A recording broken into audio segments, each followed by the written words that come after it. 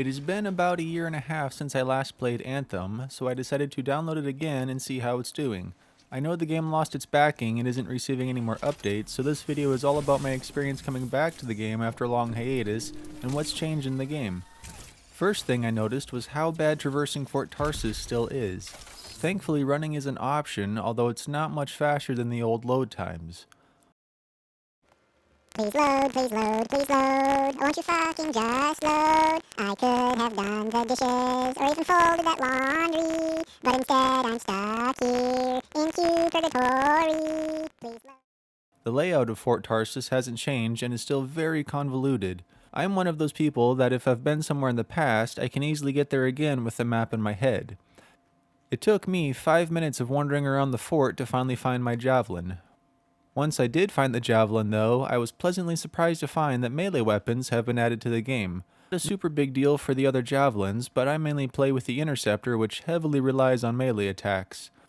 It only took one run through a stronghold and I had a pretty set of orange knives that made my stabbing stab harder whenever I stabbed. Also, the Christmas decorations finally got taken down. If I remember correctly, they were up for several months and a lot of publications were poking fun at the developers for it. If you stop by the Regulator store, the last stall on the right hand side next to the Javelin platform, there's actually a lot of cool changes. You can straight up buy legendary parts for 2,000 of the local currency.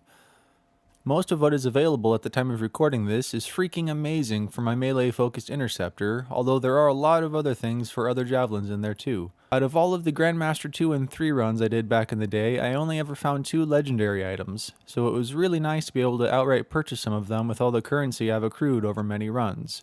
Now going over to the seasonal tab has different stuff for different currency. I haven't purchased anything on there yet, but it seems like there's 2 ways to get the new purple crystals.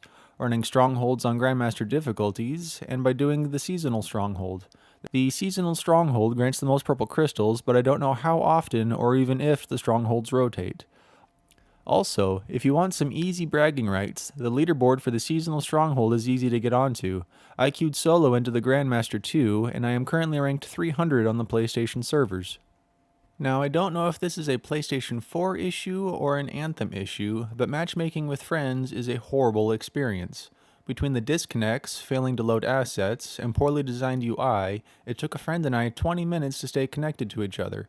But once we did finally get connected properly, we didn't have any further issues, but just getting to that point was needlessly laborious.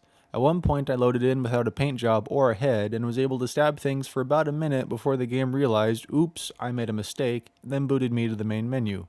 Matchmaking solo, on the other hand, is an entirely different experience. I didn't realize that there is still a fairly active community on PlayStation. I've run through 3 strongholds now, and every time it either loads me into a solo match, and others end up joining later, or I end up joining someone else in progress. So far though, I've managed to finish every single stronghold with a full squad of 4. Combat is largely the same as I remember it, with the exception of melee attacks now doing 3 times the amount of damage that they used to, but I mostly play on the Interceptor Javelin and haven't given the others a try yet. My friend mains the Storm Javelin and was absolutely pissed that his old broken Infinite Lightning combo got nerfed, but after the first stronghold he got some new gear and was able to spam even more abilities. Flying is still amazing. I absolutely love the flying in this game and how good it feels. It took a couple minutes of flying headfirst into the ground and mountainsides before I refamiliarized myself with the controls, but the flying is so intuitive that it wasn't long before I was performing aerial maneuvers like a rocket-propelled ballerina of death. It is such a bummer that Anthem is no longer being supported by the developers. It had so much potential and I really wanted it to have a comeback story like No Man's Sky managed to pull off. The combination of flying and ground combat was a beautiful blend, it just needed a better story and more to do.